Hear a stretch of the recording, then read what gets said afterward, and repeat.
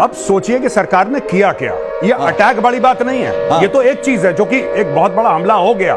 इसके पहले सरकार ने पूरी दुनिया को यह विश्वास दिलाया कि 7 मई को सिविल डिफेंस ये बताएगा कि जब बम गिरेंगे आपको कैसे छुपना है। This is a match.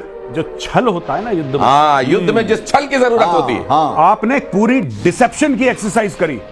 हम लोग ये कह रहे थे कि ट्विटर हैंडल जो है हम ब्लॉक कर रहे हैं। इतनी कमजोर सरकार है, सिर्फ ट्विटर हैंडल ब्लॉक कर रही है। अब पता लगा ट्विटर हैंडल पहले इसलिए ब्लॉक कर दिया क्योंकि इससे डिसइंफॉर्मेशन होती है। उन्होंने टारगेट करा स्पेसिफिकली कौन कौन झूठी खबर देंगे, यानी कि डे 1 पे डिसाइड हो गया था पहलगाम के बाद कि हमें हमला करना है। अब बताओ कौन कौन सी 10 चीजें हैं। लोग ये कह रहे थे मीटिंग पे मीटिंग करे जा रहे हैं। यार अटैक कब होगा? मीटिंग इसीलिए की जा रही थी। ये तो बात की बात है। इसके पहले प्रॉपर डिसइंफॉर्मेशन एंड आप ये कह दीजिए कि पूरा इंफॉर्मेशन वॉरफेयर का प्लेटफॉर्म तैयार किया गया, वहां पे।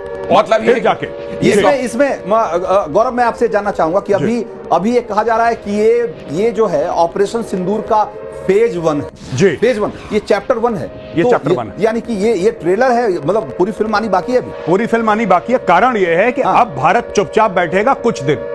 अच्छा, कुछ आप देख लीजिएगा। अब इसका 72 घंटे के अंदर या कुछ ऐसे ही पाकिस्तान रिस्पॉन्ड करेगा, क्योंकि पाकिस्तान को शक्ल दिखानी है। आपने बड़ी बात कर दी ना, न्यूक्लियर मार देंगे, ये मार देंगे, ऐसा कर देंगे, बगलियार डैम पे अटैक कर देंगे, ये सारी की सारी चीजें इनकी थी ना, इंडस वाटर ये कर देंगे। अब इंडिया वेट करेगा and then India will go up the escalation ladder. देखिए यही बालाकोट की कमी रह गई। 300 जैशे मोहम्मद के लोग आपने मारे, लेकिन जब पाकिस्तान ने रिस्पॉन्ड करा, आपने बोला ठीक है साहब, आपका हमारा खत्म हो गया, हमें जो करना था कर लिया। नहीं, इस बार भारत ने बोला है कि एस्केलेटरी लैडर जो है, हमने अटैक करा, अगर तुम करोगे तो फिर दुगनी क्षमता से तुम्हें ठोकेंगे। हाँ, ये होने वाला है। अब एस्केलेशन लैडर के ऊपर जाएंगे। और एक बानगी भी उसकी दिख गई। उसकी बानगी ये दिख गई कि जब पाकिस्तान ने इसको काउंटर अटैक करने की कोशिश की तो हमने उसके JF-17 और F-16 दोनों मार गिराए जी, और वो भी अपने इंडिजिनस आकाश एयर डिफेंस सिस्टम। ये खबर आ रही है। तो एक तरीके से ये वार्निंग है पाकिस्तान को कि भाई हमने मारा भी तुमको, घसीटा भी, अब रोने भी नहीं देंगे। अगर वापस लौट के अगर कोशिश करोगे हमला करने की तो वो सबक सिखाएंगे कि तुम और याद रखो। और यहां पे आपके इस प्लेटफॉर्म के माध्यम से मैं एक और चीज बताना चाहता हूं, जितने भी दर्शक देख रहे हैं, आप एक बार ध्यान रखना, पाकिस्तान की इतनी हिम्मत नहीं है कि लड़ाई लड़े, लेकिन पाकिस्तान झूठी खबर फैलाएगा, मिस इन्फॉर्मेशन फैलाएगा, डिसइंफॉर्मेशन। जैसे कि 2-3 खबरें चल रही हैं, भारत के ब्रिगेड हेडक्वार्टर पे अटैक कर। ये सामने जो आप इंफॉर्मेशन देख रहे हैं, ये देखिए जरा, 80 फिदाइन। पाकिस्तान में 200 से ज्यादा आतंकी ढेर किए गए हैं। 200 से ज्यादा आतंकी, और आतंकी मसूद के 80 फिदाइन होने से पहले फिदाइन हो गए। अब अपनी बात कहिए।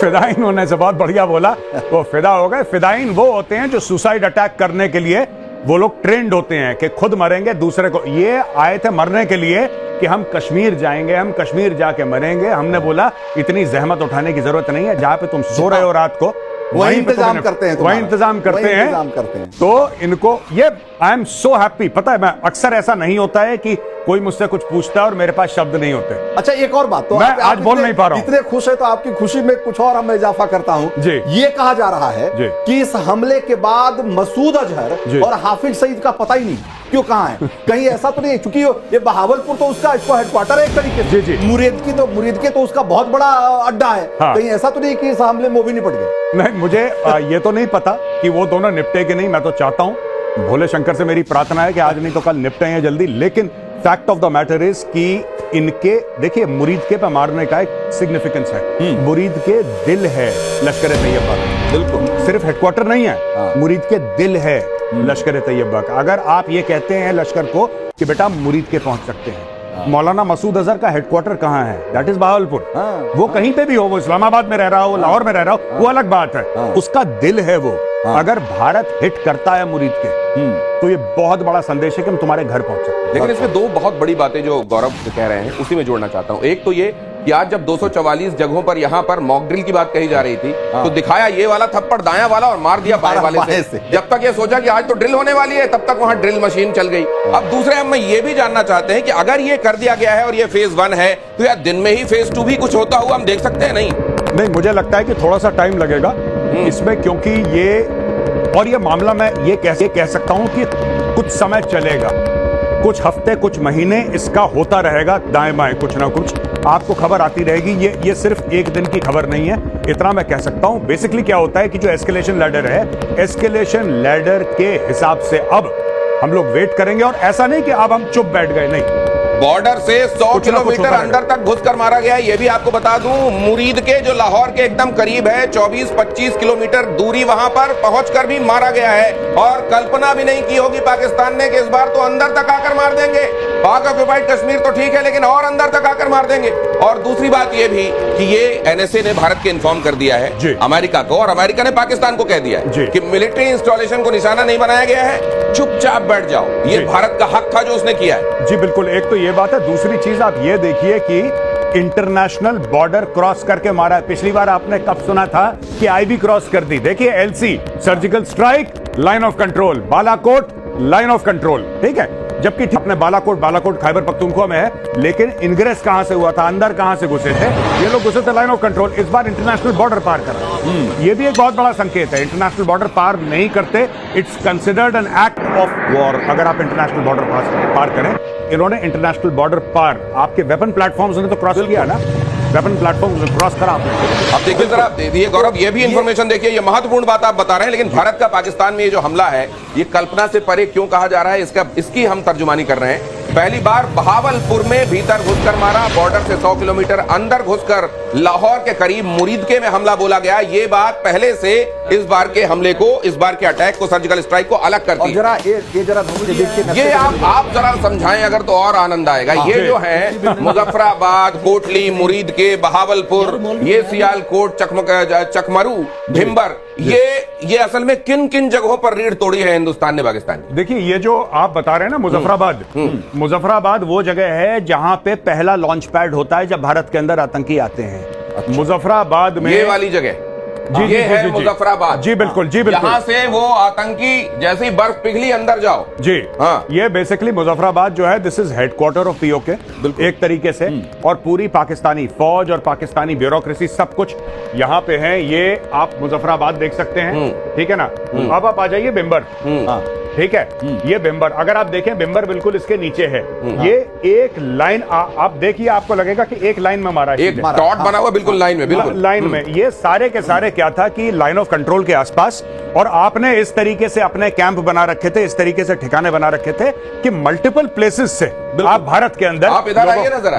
मैं एक चीज इसमें कहना चाह रहा हूं कि ये आपने जो कहा कि ये तो पीओके में है, जाहिर सी बात है कि ये लॉन्च पैड होंगे, यहाँ पर ट्रेनिंग सेंटर होंगे। लेकिन भारत ने इस हमले के जरिए ये भी साबित किया है कि भाई हम सिर्फ लॉन्च पैड नहीं तबाह करेंगे, हम हेडक्वार्टर भी तबाह करेंगे, हम बहावलपुर भी मारेंगे और मुरीदके में भी घुस के मारेंगे। अब ये जो कलर डिफरेंशिएशन है, इससे आपको समझ में आ रहा होगा। ये पीओके है, लेकिन ये जो आपको दिखाई दे रहा है, ये पाकिस्तान मेनलैंड है, और पाकिस्तान मेनलैंड के अंदर ये बहावलपुर है, और ये मुरीद के, और मुरीद के आइए इस जगह पे आइए जरा, लाहौर से आइए, जो ताली बजाई जा रही है इसका मतलब समझाते हैं, ये बताइए जरा। जी हाँ, ये देखिए बहावलपुर है, ये जैश ए मोहम्मद का हेडक्वार्टर है, और बहावलपुर ये लोग फैले हुए हैं, हर जगह फैले हुए हैं। ये पूरे पाकिस्तान में इनके कैंप्स हैं, अफगानिस्तान में इनके कैंप हैं, लेकिन Bahawalpur is the soul, the heart, ये दिल है भाई साहब जैश ए मोहम्मद का।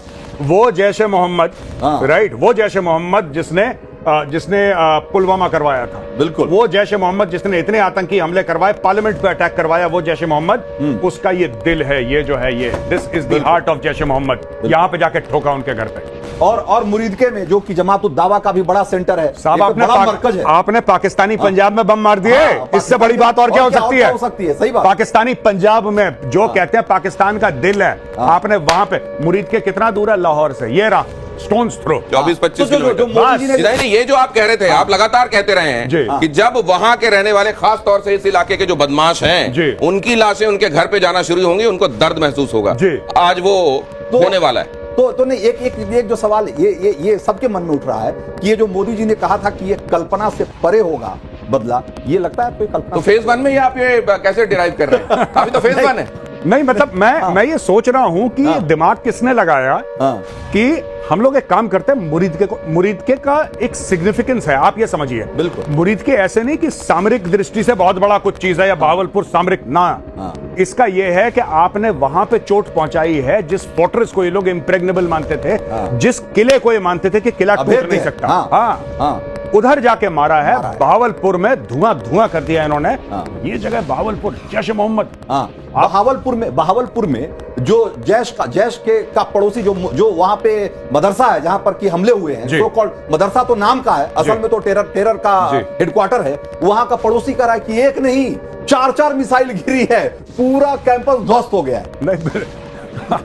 तो मैं एक बात आपसे ये भी जानना चाहता हूं, क्या इस बार सारी गवाहियां पाकिस्तान से, ये जो तस्वीरें हम देख रहे थे कि उनको बंकर के भीतर किसी घनी बस्ती में छिपाए गए इन आतंकवादियों को, क्या ये भी मुमकिन है वहां पर भी कुछ वहां भी कार्रवाई हो चुकी हो? नहीं, बिल्कुल। ये देखिए इन्होंने चुन के, अब देखिए जैसे जैसे दिन बीतेगा हमारे पास और रिपोर्ट्स आएंगी। तो सबसे बड़ी बात है, मैं बार बार जो दर्शक हैं हमें देख रहे हैं यहाँ पे, मैं बार बार दर्शकों से ये बोलूंगा कि पाकिस्तान से बहुत ज्यादा फेक न्यूज आएगी।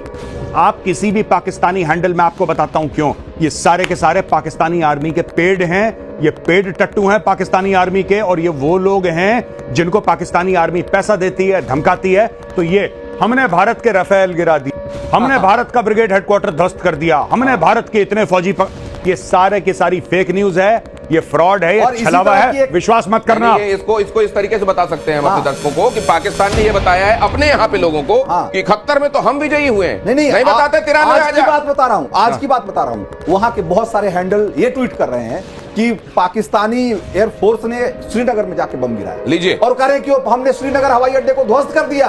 वो ऐसा कह रहे हैं, नहीं कह देंगे। लेकिन ये जो चेहरा है ना, इस चेहरे ने हिंदुस्तान को बड़ी तकलीफें दी।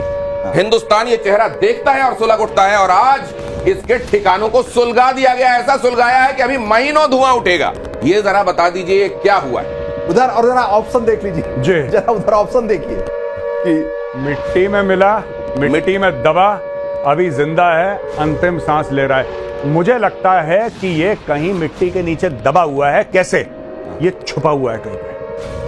या तो वो मारा गया है तो दबा हुआ है, और या जिंदा है तो किसी बंकर के अंदर छिपा हुआ है घनी बस्ती में। भाई साहब, ये पाकिस्तान के एसेट हैं ये लोग, इनको जो सिक्योरिटी प्रोवाइड करी जा रही है शहबाज शरीफ के लेवल की सिक्योरिटी है इनकी। अब जरा इस चेहरे पर भी आ जाइए, इसके बारे में भी क्या वही लागू है क्या?